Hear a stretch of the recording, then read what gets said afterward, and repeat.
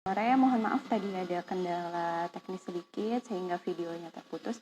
Oke, saya ingatkan lagi hari ini kita kembali dengan edisi Ngopi Bareng BWCC bersama dengan Dr. Kartika Hapsari untuk hari ini dengan tema seputar KB di masa pandemi. Nah, untuk ibu-ibu yang masih menyimak, yang mungkin masih punya pertanyaan seputar KB, dan tadi belum sempat menuliskan pertanyaannya di kolom komentar di IG story, boleh dituliskan di kolom komentar di live pada hari ini. Nanti akan kita bahas bersama-sama bareng Dr. Kartika tentunya. Oke, sudah banyak yang bergabung ya. Halo, ini ada Ibu Agnes Yuliandina, Ibu Rika, Ibu Francisca Reni. Halo Ibu. Ada Rifa Bila. Halo juga Eci Tahara. Halo Ibu Eci. Ada Ibu Pradita. Oke, halo Ibu. Oh, banyak nih ya yang sudah bergabung. Halo Ibu Trisa.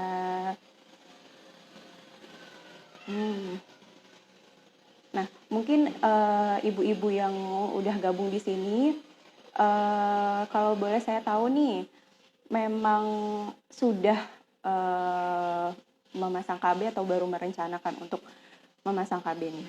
Jujur aja ya, ibu-ibu, saya juga baru melahirkan anak saya pada bulan Januari, dan waktu itu menunggu sekitar 40 hari ya untuk pasang KB kan.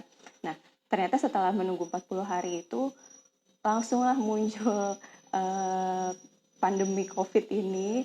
Jadi saya belum pasang KB sampai saat ini gitu. Nah, tentunya ini juga akan kita bahas bareng-bareng. Saya pribadi pun juga akan banyak belajar dan pasti akan banyak nanya ke Dokter Kartika nih. Dari Ibu Rani, kalau mau buka IUD untuk sekarang-sekarang ini masih bisa, Mbak. Oke, nanti kita bahas bareng sama Dokter Kartika ya, Bu. Coba kita undang lagi.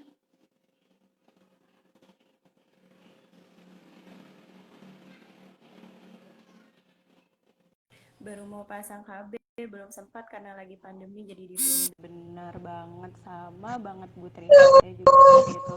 Wah, itu dia Ibu Dokter Kartika. Kan Halo. ceritanya ngopi ya, jadi Oh aku bawa iya kopi benar, loh. jadi bawa kopi ya Dok ya. Iya dong. Iya, apa kabar dokter? Baik, alhamdulillah. Ini baru sampai Baik. rumah. Berantakan aja jiwa aku. Oh, udah cantik kok dok. Oke, apa kabar, Oke. Bu? Baik dok, alhamdulillah baik. Baik Nah, ya. iya tadi udah nanya-nanya juga nih dok sama yang Mm, sudah join. Beberapa ya. bilang, iya nih kemarin belum Mm, sempat pasang KB, mau pasang ternyata mm, udah keburu ada pandemi ini. Sama banget dok kayak bener. saya pribadi, saya juga baru lahiran kan di Januari. Nah, Oh, saya kan disarankan untuk pasang setelah 40 hari ya dok. Nah, dan setelah 40 ya. hari itu ternyata udah langsung pandemi. Jadi sampai saat ini nih saya belum pasang nih dok. Gimana sih dok nih Hmm. sebenarnya nih di era pandemi ini? Banyak juga Jadi mungkin yang masih prinsipnya, ragu. ya itulah kenapa beberapa banyak yang memprediksi bahwa setelah pandemi ini akan ada ledakan jumlah penduduk gitu kali ya. Iya. Karena Corona work negatif from tapi tes home. positif. Nah, jadi tagline itu corona negatif, tapi aspeknya positif gitu ya. Well, itu good news sih sebenarnya, nggak ada yang salah juga di situ. Cuman nggak bagusnya adalah ya kalau rencana nggak masalah. Masalahnya kan sekarang apakah itu berencana atau tidak, ya kan? Misalnya seperti Putri baru melahirkan beberapa bulan lalu kan, anaknya juga mungkin belum 5 bulan gitu ya. Belum. Kalau Baru hamil 4 lagi bulan kan anak pasti saya dok. pasti pusing kan? Aduh, Waduh pusing. kadang-kadang iya kan, Ngurusin yang ini. mulai dari urusan ibunya juga repot, mungkin juga belum siap, Betul. ekonomi, jadi itu perlu dipikirkan. Oleh karena itu, kenapa saya memandang bahwa topik ini sangat menarik sebenarnya untuk Iya betul. dibicarakan, dan banyak juga pertanyaan kan, sebenarnya gimana nih KB nggak sih, tetap jalan nggak sih gitu, karena takut ke rumah sakit, takut ke dokter, Iya. tapi juga takut hamil gitu kan, bener nggak? Oke, Bener jadi bener tadi udah banget mulai itu. banyak ya pertanyaan, tadi aku udah dapet dari kamu kan pertanyaannya. Nah, coba Pertanyaan-pertanyaannya, deh iya. kita sharing deh sore ini ya. Mm-mm. Buat teman-teman yang barusan gabung, selamat sore. Udah ada 11 kopi belum? Karena kita mau ngopi sore ini. Ayo sore Bu, gimana nih? Pada punya kopi?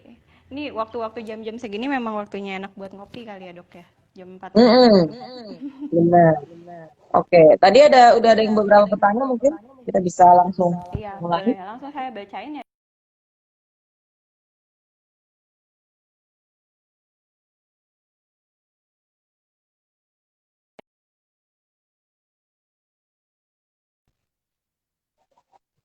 Ya. Yang nanya nih dok, dok Hmm. saya mau pasang KB tapi sedang haid, apakah pemasangan KB itu ada syaratnya, syarat tertentu atau ketika sedang haid atau seperti apa? Prinsipnya adalah memasang, ini maksudnya IUD ya berarti ya. Ayo di. Prinsipnya memasang IUD atau spiral, kalau orang awam bilang, IUD itu singkatan dari intrauterine device atau alat alat dalam rahim, gitu, alat kontrasepsi dalam rahim, bahasa Indonesia adalah AKDR. Jadi IUD itu singkatan dalam bahasa Inggris. Oke. Kalau bahasa Indonesia AKDR. Nah, prinsipnya adalah memasangnya tidak harus saat haid. Oke. Jadi prinsipnya adalah pada saat tidak sedang hamil. Hmm. Ya, jadi itu adalah prinsip utama. Jadi mau sedang tidak haid pun nggak ada masalah. Yang penting uh, memang tidak sedang hamil, gitu. Negatif itu oke. Memang untuk lebih memudahkan, jadinya akhirnya biasanya kita memasaknya uh, mungkin beberapa hari setelah haid, gitu ya. Kita pas mau deket-deket bersih gitu, kita pasang karena kemungkinan hamilnya kan kecil. Itu aja sih sebenarnya alasannya. Jadi kapan aja boleh. Oke. Nah, terus ada yang nanya lagi nih dok. Sebaiknya jenis KB yang paling ideal dipasang itu apa ya dok? Um, aku selalu suaraku ini nggak sih, echoing nggak sih? Enggak kok dok, jelas kok. Kalau Enggak di ya? saya sih jelas. Mm-mm. Enggak. Um, prinsipnya keluarga berencana, saya juga keluarga berencana. Mm-mm. Jadi memang harus didiskusikan antara suami, antara partner suami dengan istri. Jadi mana yang kira-kira kan untuk berdua. Mm. Jadi saya selalu bilang nggak cuma untuk istri, tapi juga suaminya juga gimana. Mana yang lebih ideal sebenarnya tergantung dari preference atau keinginan masing-masing. Mm. Jadi setiap orang beda-beda. Ada yang lebih cocok dengan hormonal, seperti pil atau sirup gitu ya. Mm-mm. Atau ada yang lebih cocok dengan hormonal, seperti misalnya makannya kondom, ya kan? Atau mungkin sistem kalender, Mm-mm. Mm-mm. atau mungkin coitus interruptus, yang jadi ejakulasinya di luar. Itu ya, salah satu metode KB. Oke. Atau juga memakai spiral atau Mm. tusuk atau implan ya, implan itu tusuk. Mm-mm. Jadi semuanya punya efek samping yang berbeda-beda, Mm-mm. punya angka keberhasilan atau kegagalan yang berbeda-beda. Jadi kalau ditanya mana yang lebih ideal, ya itu tergantung apa yang diinginkan oleh pasangan. Jadi orang punya preferensi masing-masing. Mm-mm. Itu sih jawabannya. Jadi memang harus didiskusikan sama dokter kandungan atau sama dokter umumnya atau sama bidannya. Jadi itu boleh didiskusikan apa yang ini misalnya pakai pil, efek sampingnya apa, Mm. persen keberhasilannya Oke. Nah, atau banyak kegagalannya. juga. Banyak Itu juga mesti. yang nanya nih dok, kalau Hmm. pakai pil itu bisa bikin gendut, bener nggak sih dok? Kalau apa? Kalau pakai pil itu banyak yang nanya nih tadi, kalau pakai pil itu bisa bikin badan cepat gemuk, bener apa enggak ya dok? Bisa lah kalau makannya banyak. Itu ngaruh ya dok ya sama nafsu makan emang dok? Enggak sih sebenarnya. Ada beberapa teori yang mengatakan kalau pil KB atau hormonal itu memang dia seperti kayak jadi air apa sih kayak mungkin gampangnya itu jadi kan tubuh kita kan mengandung air ya 80% gitu. Karena memang kalau memakai hormon itu kadang-kadang itu kayak ada beberapa bukan cairan gitu lah. Itu menurut saya sih nggak nggak bermakna secara medis ya. Jadi banyak juga kok yang pakai pil juga nggak ada masalah secara pribadi. Cuman memang kalau ada beberapa pasien yang mengeluh, saya berat badan jadi naik dok. Salah satu teorinya adalah karena adanya gembok pikiran karena hormonal. Itu ada beberapa teori mengatakan. Ya, dok, mohon maaf dok, ini sepertinya suaranya feedback deh dok, banyak yang komen juga tuh tadi. Iya makanya kan aku tadi bilang echo. Iya, coba. Suaranya gemak, kenapa ya? Oke, coba. Apa suara? Kamu dengerin apa? Aku nggak. Kalau di saya sih jelas sih dok. Iya, kalau suara Aku saya di dokter. Oh gitu, suara saya di dokter menggema banget ya dok ya? Oke, coba deh. Jadi kayak aku dengar suara aku sendiri. Oh karena dokter nggak pakai headset mungkin? Mungkin harus pakai headset. Ya? Kalau saya pakai sih dok, mungkin pakai headset biar.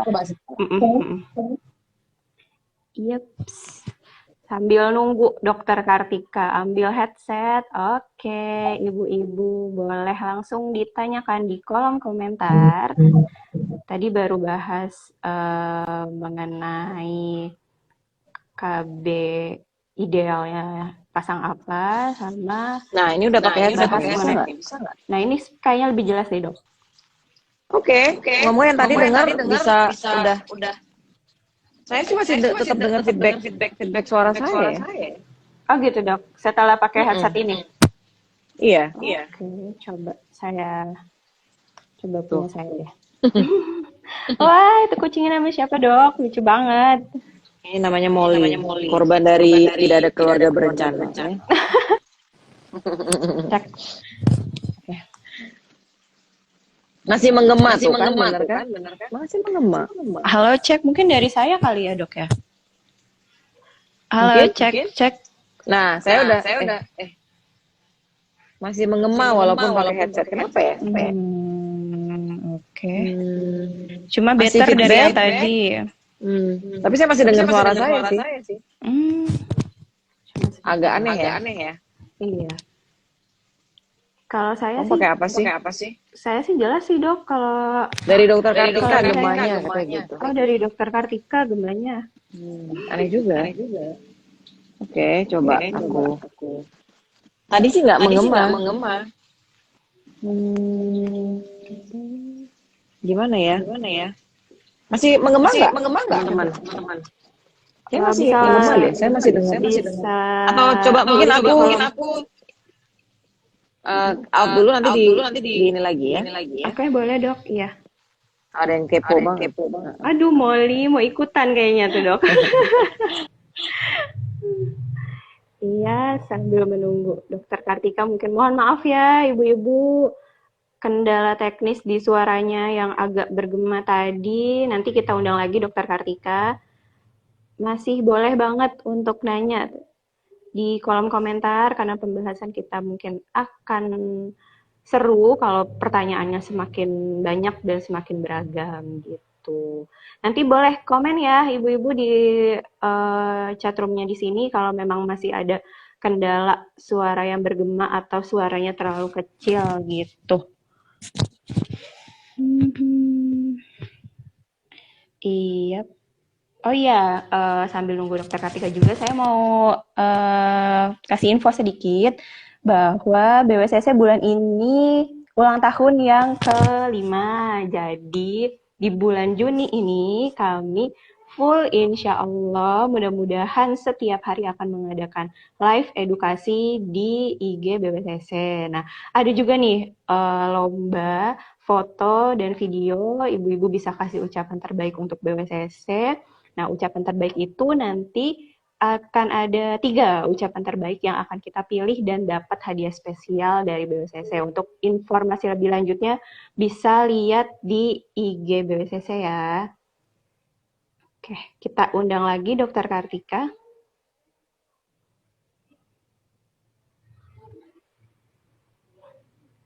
Kalau suara saya pribadi masih feedback nggak ya? Nah, masih feedback belum? Kayak masih ya. Kalau di saya sih enggak sih ya dok. Coba yang masih menyimak, ibu-ibu boleh tulis di kolom komen apakah suara kami masih terdengar jelas atau masih ada gangguan nggak? Aku udah pindah lokasi sih. Tuh, aku masih bisa dengar suaraku terus. Gitu. Apa ya ini masalah? Tapi dokter login di satu device kan ya dok ya? Tadi ada yang komen tuh mungkin dokter Kartika login di 2 device gitu. Enggak, di IG aja. Di handphone aja. Oh, di handphone aja. Kan di laptop kan emang nggak bisa kan? Nah, dari dokter Kartika masih feedback. Apa ya? Aku udah pakai headset. Sama. Mbak Putri bagus, dokter masih feedback. Nah, apa ya? Oke. Tapi masih terdengar jelas nggak ya, ibu-ibu, suara dokter Kartikanya atau feedbacknya? Nggak feedbacknya. Anda masih feedback dulu. Lanjut aja. Ya udah nggak apa-apa lah. Oke. Nggak apa-apa ya dok, lanjut aja ya. Nggak apa-apa sih. Aku sih nggak apa-apa. Nggak mau yang lainnya denger ya. Iya. Oke, tadi pertanyaannya gimana? Oh, nggak usah pakai headset.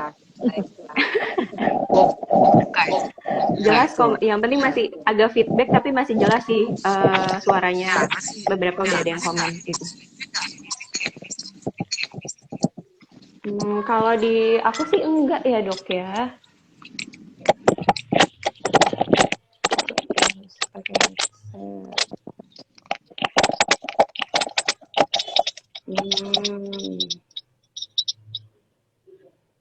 Malah hilang dok suaranya dok.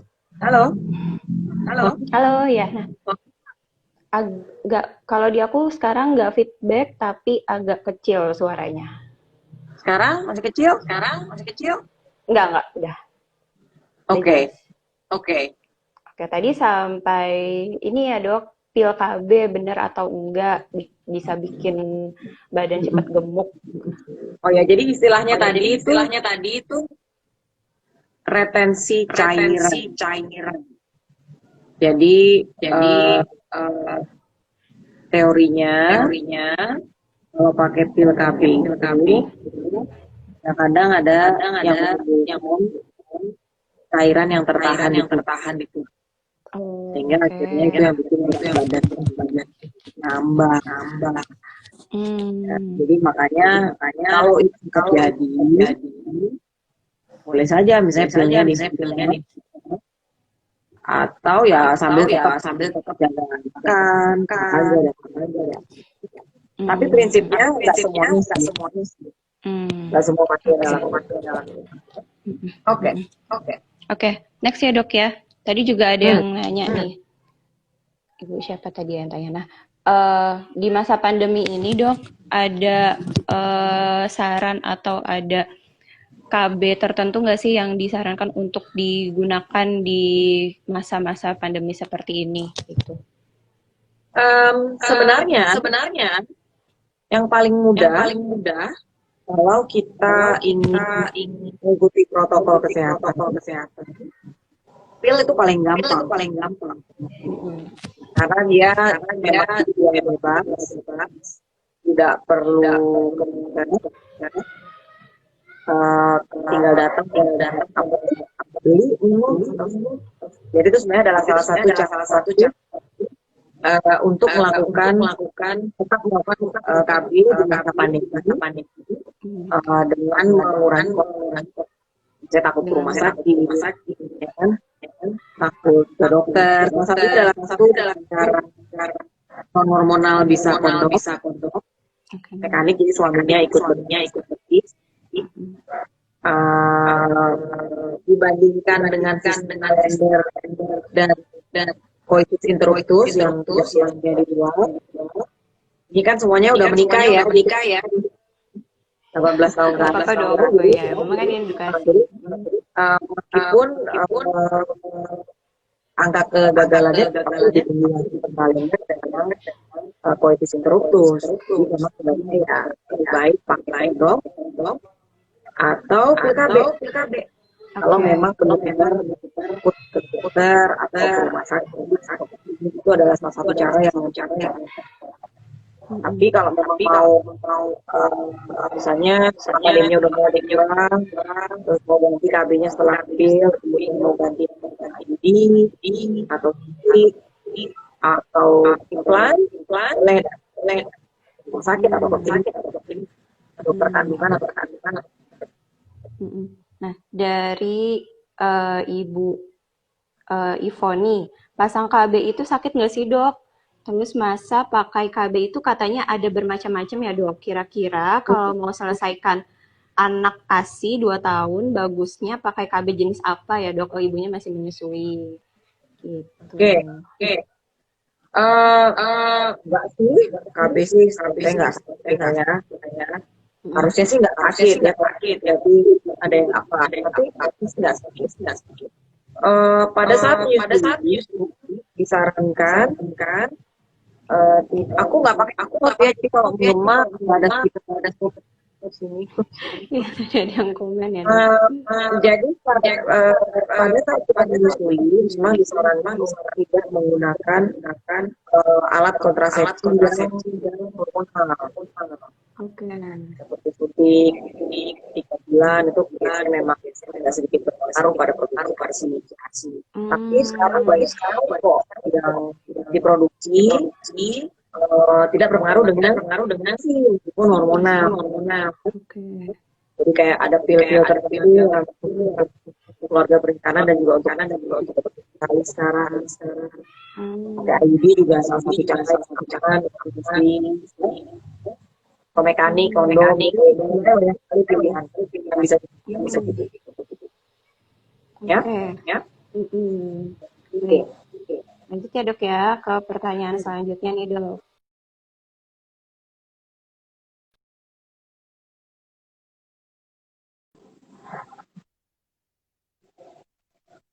Pilihan boleh pakai IUD, Dok? Oke. Pertanyaannya aku ngomongnya pelan aja ya. Karena takutnya kalau feedback. Jadi prinsipnya kalau memasang IUD sebaiknya tidak ada infeksi. Jadi kalaupun ada kesannya psikologis atau normal, sebaiknya itu diobatin dulu. Kalau udah oke, baru aja. Gitu. Jadi prinsipnya harus bersih dulu, baru. Tapi kan keputihan tuh ada 2 jenis, yang normal dan yang tidak normal. Jadi kalau yang normal lah pasang IUD salah.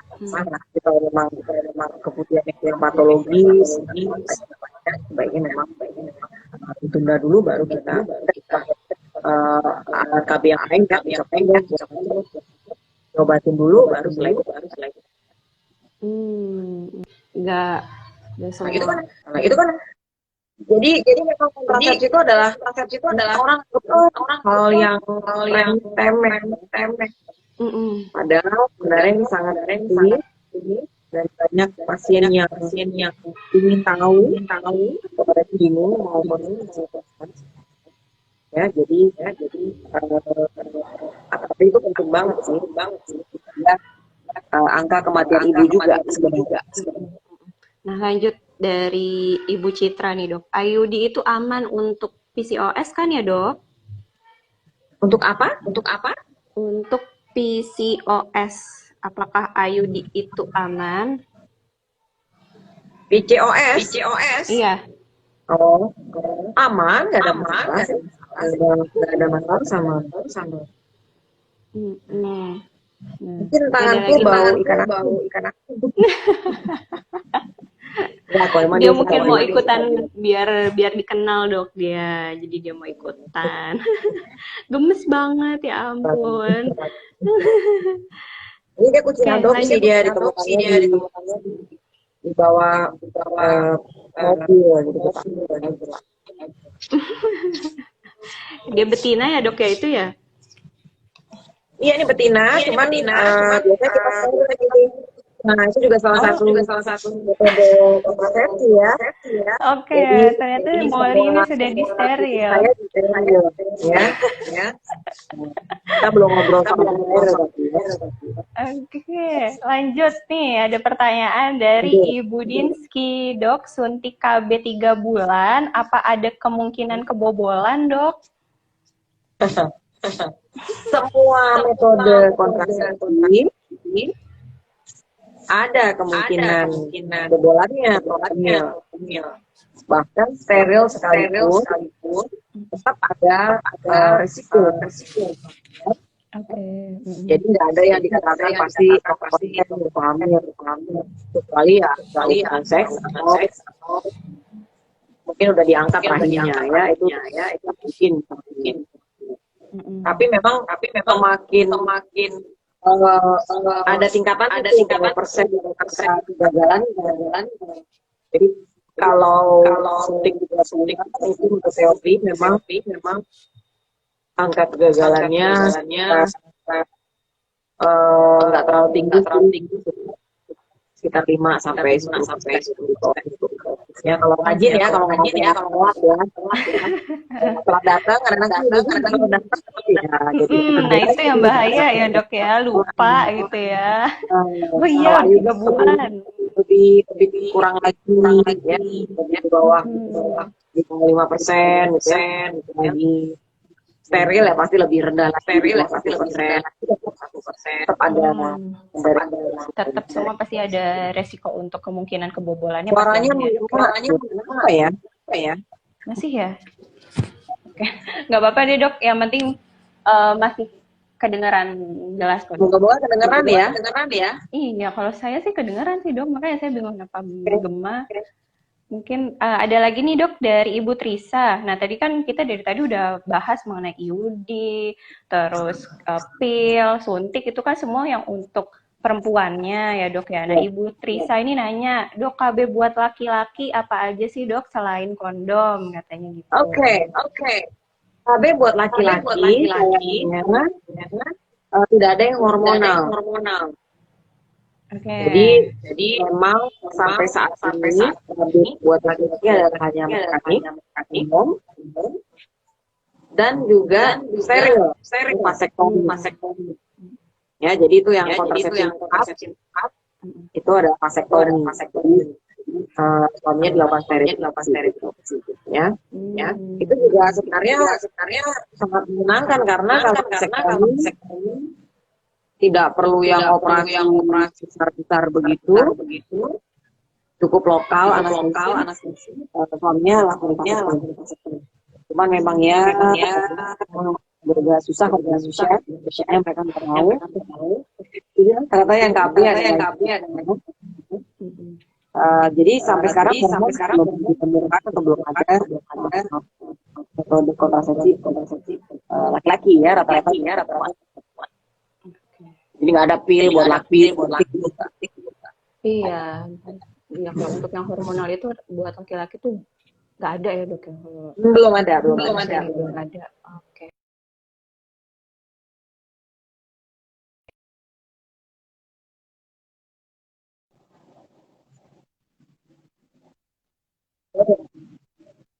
Dari Bu Trisa, vasektomi itu reversible atau bisa dibalikin lagi nggak sih dok? Katanya gitu. Itulah kenapa ada namanya kontrasepsi mantap. Namanya juga mantap. Saya udah nggak balik lagi. Ya. Kalau bisa aja kalau ada potong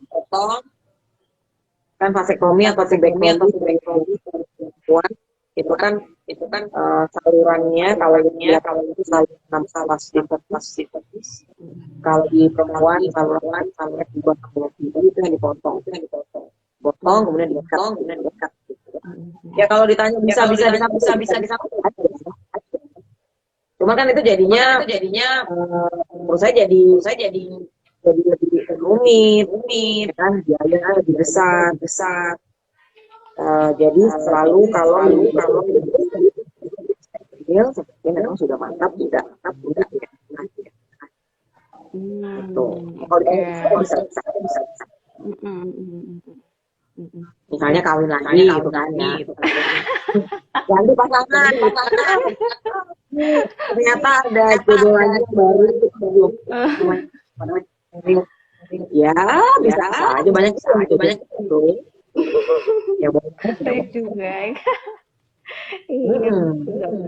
Nah, nih ada yang tanya lagi dok. Tadi kan untuk di masa pandemi seperti ini, mungkin yang disarankan adalah pil ya dok ya, karena kan meminimalisir kontak dengan orang lain seperti itu. Nah, ada yang nanya nih dok, kalau pil itu aman atau enggak dok untuk ibu yang masih menyusui?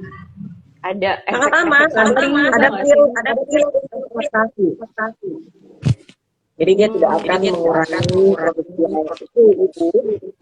Oke. Memang sudah ada yang didesain oleh andalan itu bukan kata aplikasi sponsor sama andalan sama saja ya. Cuma prinsipnya biasanya yang dipakai itu, jadi untuk aplikasi khusus ada dan itu biasanya dibuat bebas masalah untuk beli Oke. Nah, ada pertanyaan baru dari Ibu Sela. Saya kejang pasca SC 2 bulan yang lalu. Kata dokter, saya mengalami eklamsi padahal selama kontrol tensi saya nggak pernah tinggi katanya. KB apa yang sebaiknya saya pakai ya dok? Oke, sekarang pertanyaannya adalah sebelum tensinya tinggi, kalau tensinya sudah nggak tinggi, sebenarnya ibu nggak ada masalah mau pakai KB apa saja. Ya, mau yang hormonal, mau suntik, mau yang pil, mau yang IUD, nggak ada masalah. Ya. Tentu pakai KB karena kan kita pengennya ibu nggak hamil juga, ya. Jadi mau pakai pil lain gitu.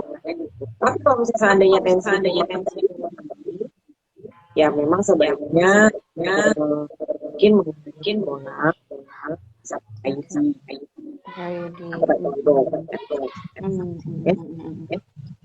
Oke. Nah, lanjut ya, dok, ke pertanyaan yang lain yang tadi sudah masuk ke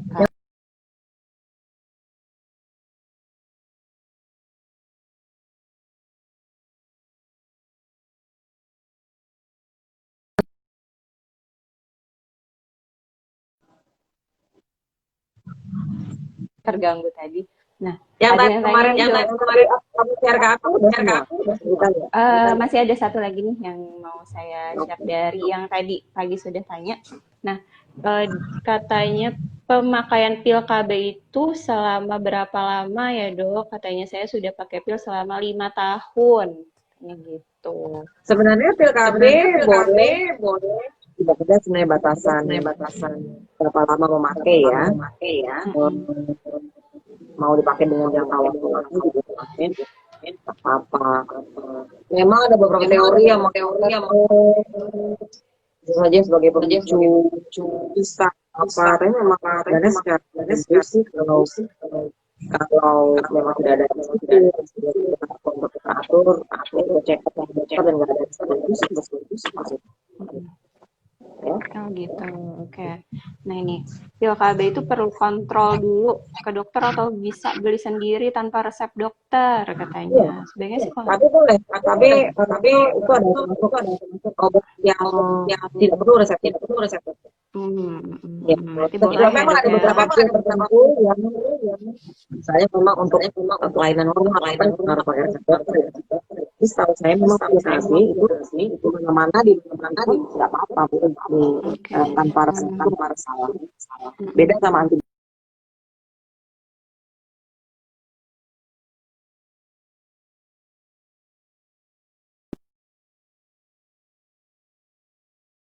Putri bilang. Kalau Hilang-hilangan ya, Dok? antibiotik kan harusnya nggak boleh beli sendiri tuh. Mm-mm. Kan kalau di negara kita masih boleh. Nah, kalau pil KB sebenarnya boleh. Untuk pil KB ya. Ya, nggak apa-apa ya berarti ya, Dok, ya langsung Nggak apa-apa. dibeli Boleh. aja tanpa resep Iya. dokter. Oke, dari Ibu Melita, Dok, saya 3 bulan yang lalu operasi SC dan langsung pasang IUD, tapi sampai sekarang masih ada keluar flek. Apakah itu normal, Dok? Katanya. 2 bulan lalu sudah sempat cek dan posisinya sudah bagus IUD-nya. Apa harus dilepas, Dok, kalau keluar flek seperti itu? Prinsipnya adalah emang itu kadang-kadang adalah salah satu efek samping IUD, Hmm. flek. Tapi kalau hanya flek-flek sedikit, kemudian ibu sudah pap smear, USG juga normal. Karena saya sih nggak buru-buru dicopot ya. Jadi memang dia punya kondisi mungkin awal-awal. Jadi salah seharusnya tetap boleh sholat kalau itu muslim karena itu bukan darah haid ya. Jadi menurut saya itu jangan perlu dilepas. Itu diskusi lagi dengan dokter yang memasang. Kalau memang flek-fleknya hanya sedikit, saya masih bisa dicoba. Oke. Nah, tadi juga ada pertanyaan yang tadi pagi masuk ke IG ya, Dok. Untuk pemasangan IUD ini ngaruh banget nggak sih, Dok, terhadap siklus haidnya katanya? Karena saya sudah sekitar 2 atau 3 bulannya itu belum haid lagi gitu. Gimana maksudnya belum haid lagi kan? Menyusui. Iya, itu, Dok. Dia Pemasangan sedang IUD-nya katanya menyusui. iya, dia sedang menyusui tadi sudah dicerita. Ya, kalau orang menyusui memang tapi kalau ASI eksklusif ya, itu memang biasanya dia tidak akan haid. Oke. Ya. Meskipun tetap PKB lebih aman. Ya. Jadi nggak usah khawatir kalau misalnya PKB sedang menyusui, sudah haid, masih juga negatif ya, memang itu adalah tidak haid. Oh, jadi bukan karena IUD-nya ya, Dok ya? Karena sedang menyusuinya itu. Oh, oke. Baik. Nah, ini mungkin, Dok, kalau masih ada beberapa ibu-ibu yang masih ragu untuk datang ke dokter, klinik untuk pasang KB. Nah, sebenarnya gimana sih, Dok? Kalau dari pandangan dokter nih, kita datang ke rumah sakit, ke dokter untuk pasang KB itu aman nggak sih, Dok, sebenarnya? Atau apa nih yang perlu kita persiapkan untuk datang ke dokter mau pasang KB? Keputus ya, Dok? Maaf, Dok. Saya cek koneksi dulu.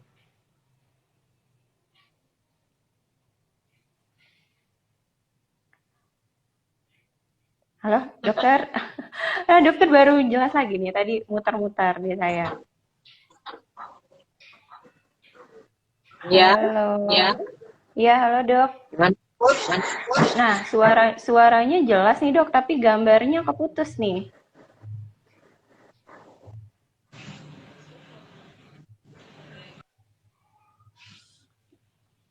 Halo, dokter. Iya. Masih bisa dengar suara saya, Dok? Masih. Oke, masih ya, Dok ya. Iya. Nah, untuk di era pandemi kayak gini nih, Dok, masih ada kan beberapa ibu-ibu yang mungkin ragu untuk datang kontrol ke dokter untuk pasang KB. Nah, untuk pendapat dari dokter sendiri nih, kira-kira aman gak sih kalau kita datang langsung ke dokter untuk pasang KB? Apa aja sih yang perlu kita persiapkan ketika datang ke sana untuk pasang KB? Oke. Sama saja seperti ada yang lain ya. Sebisa mungkin memang tidak atau tidak wadah. Itu satu. Kalaupun menganggap ini adalah kondisi yang urgent karena nggak mau hamil lah, nggak mau pakai kondom lah, bisa dilakukan kalau memang nggak mau kontak sama rumah sakit atau klinik atau dokter ya pakai kondom atau pil dulu karena itu bisa jual bebas, bisa dibeli gitu ya, tapi kalau misalnya keduanya itu nggak cocok, suami mau kondom atau pakai pil nyaman, mungkin mau ya kan, ya menurut saya it's okay datang ke rumah sakit atau ke klinik tetap dengan memakai protokol kesehatan ya kan. Dan saya yakin di rumah sakit dan di klinik semua rata-rata sudah ya, semua sudah melakukan itu, penduduknya dijarakkan ya kan, nggak boleh datang rame-rame kayak dulu yang tunggu juga nggak boleh banyak, jadi saya rasa aman saja tetap pakai masker ke dokter ya saya sih nggak apa-apa daripada ntar aman ya. iya daripada tiba-tiba padahal aku masih mungkin masih baru sesi kemarin itu kan lebih repot lagi ya Iya betul. aturnya kalau emang punya hamil ya Pintar-pintar kita aturnya seperti apa, dan kalau emang urgent banget harus datang ke dokter, aman ya dok ya, insya Allah nggak apa-apa, karena kita juga apalagi di BPSDC juga sudah menerapkan protokol COVID sejak beberapa bulan yang lalu. Sudah dari awal pandemi ini datang kita sudah langsung menerapkan protokol ya dok ya, jadi langsung kalau datang ke BPSDC aman. Banyak rumah sakit juga yang melakukan itu. Nah, ibu-ibu kalau masih ada pertanyaan boleh ditulis di kolom komentar, atau mungkin tadi saya ada yang kelewat bacain pertanyaannya, boleh ditulis lagi di kolom komentarnya. Terima kasih ya buat semuanya yang udah ikut. Betul, terima kasih Bu. Ini kita live IG ini ada setiap hari ya Ibu, jadi besok juga akan ada live lagi dengan tema, kalau untuk besok itu kita bersama Dr. Hasra Dianika, kita akan membahas mengenai nutrisi ibu hamil gitu. Jadi ibu-ibu yang udah lahiran juga nggak apa-apa ya dok ya, tetap aja terus disimak karena ini manfaatnya akan banyak sekali untuk ibu-ibu yang lagi hamil ataupun yang hamil, itu juga untuk nambah-nambah ilmu juga ya dok ya. Ada yang nanya, vasektomi ada yang apakah dilakukan SPO? Enggak ya, vasektomi tadi ya dok ya. Yang melakukan adalah dokter. Oke.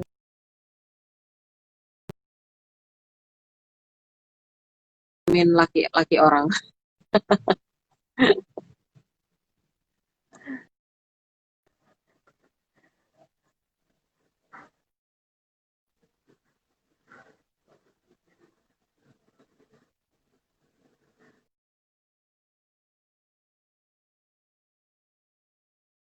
Udah keluar darah lagi selama 12 hari. Kemudian muncul flek selama 4 hari. Apakah itu normal? Katanya dok. Gimana? Aku nggak dengar suaramu. Oke. Nah, dari Ibu Indah nih dok. Saya masa nifasnya 50 hari katanya. Dalam masa nifas tersebut berhenti darahnya hanya dalam sehari atau 2 hari. Nah, setelah itu selang 4 hari keluar darah lagi selama 12 hari dan muncul flek katanya. Apakah itu normal? Ya susah ya kalau jawab ini, memang kamu kontrol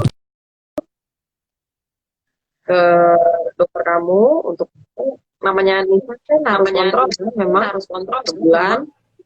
Pada masa nifas tuh harus kita kontrol. Jadi biar bisa dilihat apakah ada. Oke, baik. Sepertinya sudah tidak ada pertanyaan lagi dok. Tadi juga sudah ada pertanyaan pagi tadi masuk ke IG, sudah dibacakan tadi dan sudah terjawab juga. Terima kasih. Terima kasih ya dok untuk Terima kasih. pembahasan kita hari ini mengenai KB di masa pandemi. Nah, untuk ibu-ibu mungkin yang setelah dengar ini terus kemudian langsung mau besok atau kapan untuk pasang KB ke BWCC, boleh diinfo dok, mungkin dokter Kartika ada praktek di BWCC di hari apa aja, di jam berapa, kalau ibu-ibu yang mau Kalau khusus pasang untuk KB di ginekologi, saya ada hampir setiap hari. Ya, kita punya ginekologi dan infertility center di BWCC. Kita ada dari jam 6 sore. Kalau saya ya, itu dari Selasa, Rabu, Kamis, ada. Oke. Tapi Hampir setiap hari ada ya. sebenarnya pasang KB bisa apa aja ya. Dokter kandungan boleh, apa aja boleh. Dan juga kalau oke juga bisa, nggak ada